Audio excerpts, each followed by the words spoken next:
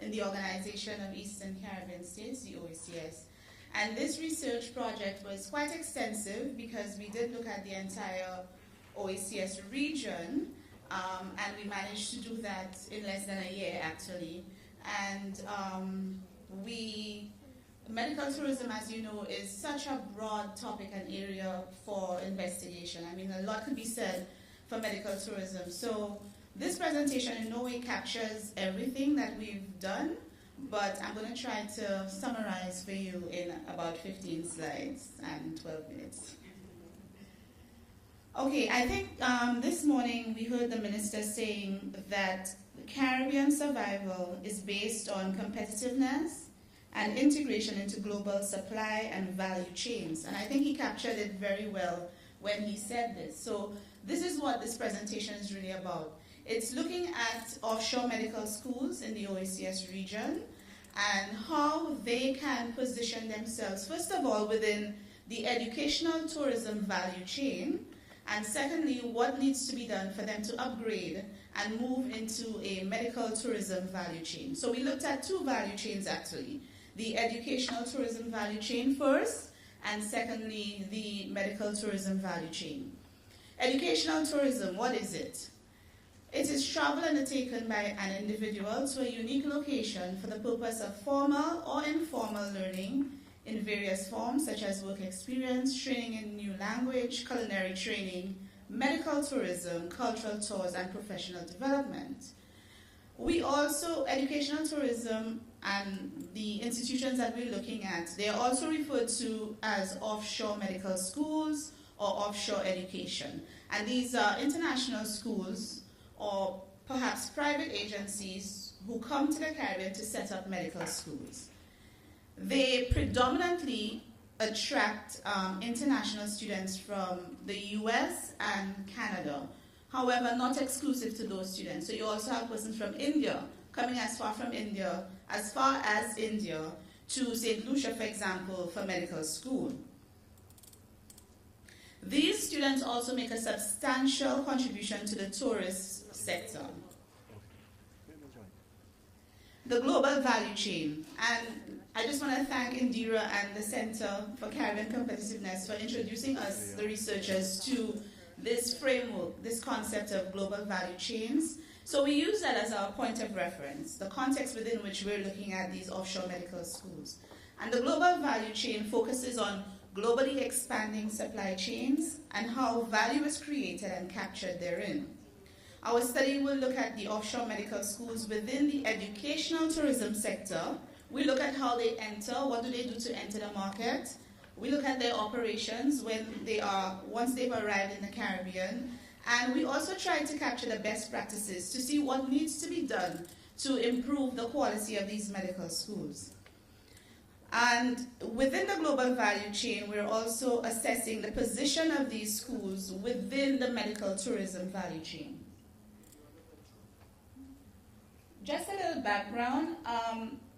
The global financial crisis that we're experiencing and have been experiencing for a few years now has indicated that there's a need now for diversification from traditional sectors. So in the Caribbean, we are trying to move away from agricultural crops.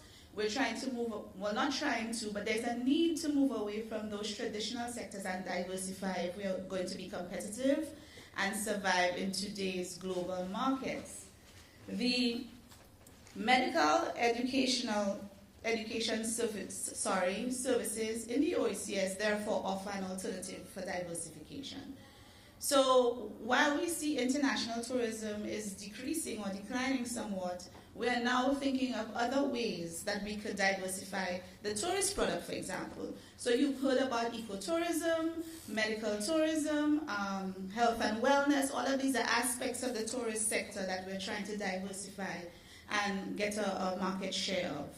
The case study looks at 3 countries, in particular Antigua, Grenada, and St. Lucia. The objectives of the study, we looked at the entry of these medical schools, their operations and best practices, and the upgrading strategies that are needed for these schools to move within the medical tourism industry. Our methodology, we looked at 3 countries, like I said, as cases. We did a lit review of global value chains and other case studies that were done. For example, we use a lot of case studies from Latin America as our models. We did some data trends analysis, and most importantly, we interviewed stakeholders. And I just want to say that our stakeholders were policymakers, persons from Ministry of Education, Ministry of Health, and Ministry of Tourism, because the offshore medical school really operates in all of these areas. We looked at the accreditation board, because accreditation, as you know, for these schools is a big thing, it's very important. And we looked at personnel and persons from medical schools in the OECS. So what is happening with these medical schools, these offshore medical schools? Currently, well, not currently, but in 2005, about 23 to 30% of the medical students in the Caribbean were to be found in the OECS. So that's a big percentage when you think about it. The schools cater mostly to North American students who hope to practice medicine in North America. They focus on teaching mainly, so they do not do clinicals or residency or research, but primarily teaching.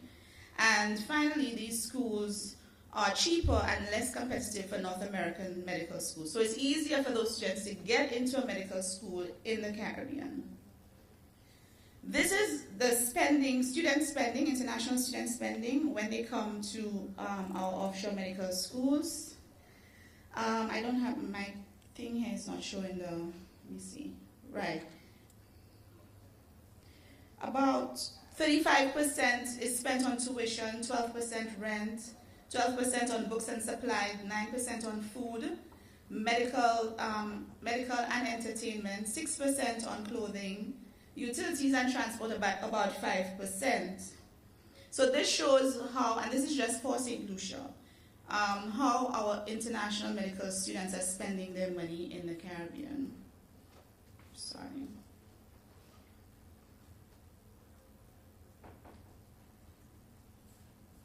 What are the factors driving the demand for the offshore medical schools? First of all, the cost of education, because it's cheaper for those students to come to the Caribbean to school than to go to school in the US or Canada.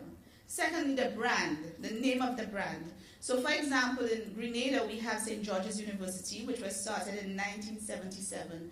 And they have developed quite a reputation in the Caribbean. They have quite a brand, which is very important, not just for students, because a lot of students come to the OECS because of the St. George's reputation, and also the reputation that the Caribbean's educational system is of a good quality, a good standard, modeled on the British system and even surpassing the British system in some cases. But also, the St. George's University also serves to attract other persons wanting to set up medical schools, because St. George's has been successful financially and it's been very lucrative. So other persons, many of them private business persons, come to the Caribbean to set up those medical schools based on that. Then also there is, the Caribbean also represents a sort of stepping stone for many students. So for example, those medical students coming from India, it's easier for them to come to school in the Caribbean and use it as a stepping stone to get into the US system. Reputation and quality of our programs are very good. Also, it's convenient, and we have geography, proximity to the US. We have other issues like the Caribbean climate, which we know everybody wants to come to the Caribbean, good weather, beaches, everything. So you come, you study, and you have the beauty and relaxation of the Caribbean as well. Now, this is what the education tourism value chain looks like. What's important here is that if you go horizontal across the value chain, you have activities which are pre-education. So what happens before the student actually starts school in the Caribbean? Education, what happens in terms of delivery of programs, etc. And post-education, what happens after. You also have those other sectors within the Caribbean that are involved and very important to the package that is offered. So just to explain the value chain a bit more, the value chain includes the activities centered around recruitment, teaching, research, and overall educational package for students and faculty. It shows activities along pre-education, education, and post-education. And what we need to know is that most students who come to the Caribbean or to the OECS region, they do not go through all of those stages. So mainly they come to get their degrees, MD degrees, and leave. Okay. And leave to go to do their residency and clinicals in the US or Canada. So in terms of moving the offshore medical schools into the medical tourism value chain, we looked at several upgrading strategies. In other words, what needs to be done to improve the quality of these medical schools, to increase and better their offerings and their packaging, so that they can now move into a medical tourism global value chain. So I have three main strategies here, even though the study found several more. I just want to focus on product upgrading.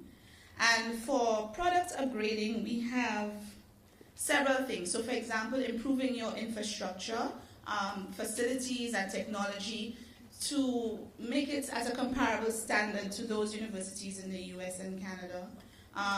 Improving your capacity and increasing capacity. So for example, instead of just offering teaching programs, we now need to look at how we could focus on, for example, research, moving into research. So I think some of the universities have already started it. I think it's St. George's in Grenada again.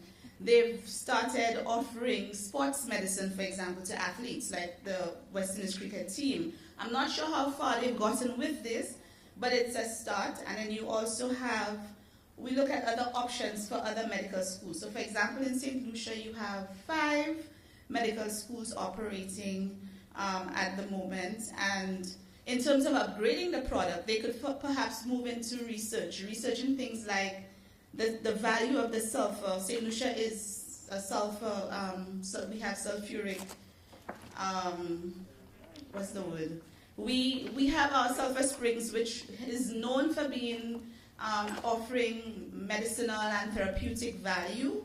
So how do we use that in terms of research, medical research, and how we could use that in a medical tourist offering or delivery? The product upgrading also, I think something else that was important for us is that the OECS countries include several small states. So rather than everybody offering the same thing, we looked at how the different OECS countries could differentiate their offerings so that we're not offering the same thing. So so you have different areas, for example, geriatric medicine, health and wellness, spa, recuperation services, all of those different offerings. How can we match the product to the capacity and the resources that each OECS country has to offer? And what are the lessons learned from this research? What do we take away from this? The first thing is that the OECS countries need to both standardize and differentiate the sector. Standardization in terms of market entry. So for those schools, medical schools wanting to come into the OECS and the Caribbean, because this is a model that the Caribbean can follow, there's need to standardize the entry requirements. So in terms of accreditation, we could all standardize along those lines. In terms of the quality of the programs that we offer, we could standardize also. And in terms of procedures and protocols to coming in and establishing, setting up a school, we also need to standardize. In some countries, for example, you find some of these medical schools are still operating out of rundown, abandoned buildings. So a hotel that closed down and is abandoned, somebody just comes, starts a medical school and is operating. There are no checks and balances. So it's very haphazard at the moment. So there's need to standardize and put certain protocols in place. And then differentiation in terms of the product offering. So different OECS countries offering different aspects of medical tourism. The policy framework for entry requirements needs to be a predictable policy. So we need to make it clear, this is our policy for investors who are coming in. We need to try to avoid too much red tape and bureaucracy, which of course will lead to bottlenecks. So we need to be very clear in terms of our entry requirements and policies. And There's also in the discourse right now a distinction between health tourism, which includes health and wellness, and medical tourism. So we found from this study that the OECS region is actually better placed to focus on health and wellness, the health and wellness niche, which will include recuperation, spa, healthy eating, clean air, rejuvenation. So basically using our resources, the Caribbean, what we have to offer in terms of natural resources, using that to package our medical tourism offering. We also found that the most important issue was the accreditation process. It is not a simple process, and all of the countries need to go through it. They also need to be operating on standards similar to the US, and our survival depends on proper accreditation. So we think that the OECS countries and the Caribbean need to focus a lot on accreditation and getting everything standardized and making it very clear and in keeping with international standards. And finally, the medical tourism, in medical tourism there are actually 3 stages that one goes through, which is basic diagnostic, actual medical interventions, and the recuperative stages. So from our study, we found that the OECS is actually better placed to focus on stages 1 and 3, which is the basic diagnostic and the recuperative stages. We don't think that we have the technical capacity as it is right now to be focusing on actual medical interventions. So we're suggesting that in the short term, short to medium term, that our policymakers focus on stages 1 and 3, and for a more long-term, upgrading into the medical tourism value chain, that we then focus on stage 2, which is the medical intervention stage of this medical tourism global value.